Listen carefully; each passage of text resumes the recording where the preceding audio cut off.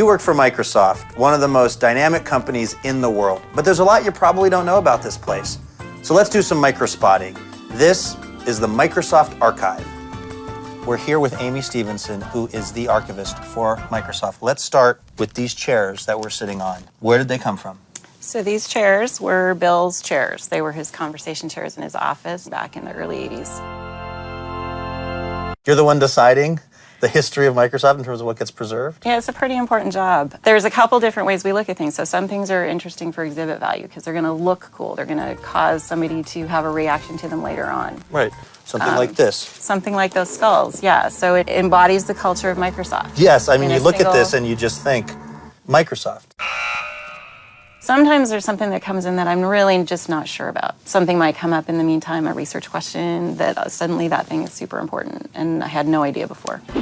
Do you ever, break these out when you're feeling kind of stumped and you want to just, get a little jolt of creativity? This is the first time I've ever sat in these chairs. How are you feeling? You made me do it. Highly creative? Slightly guilty.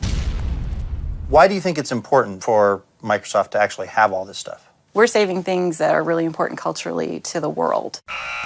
And I think we're doing a pretty good job here of saving not just the software on the disks, but everything around the software. So the marketing, how we advertised it, what was important about it, the documentation about how the developers did things, the tools they used.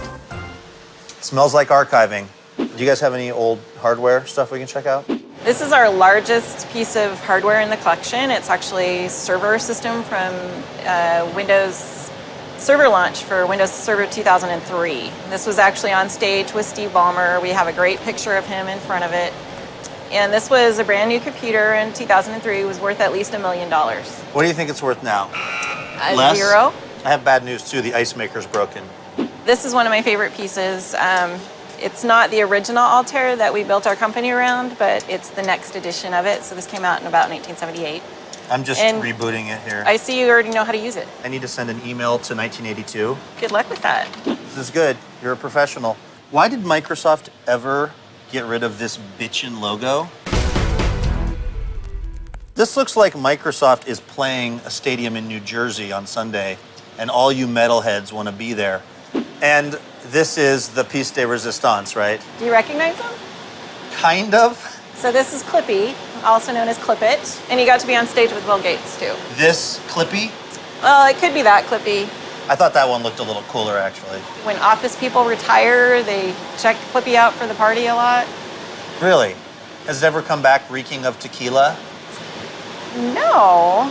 Well, listen, Amy Stevenson, thank you so much for having us back here. It's been very informative.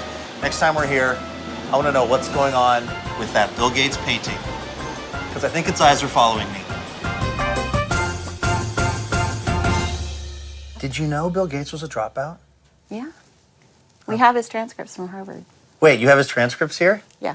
Can we look at them? No.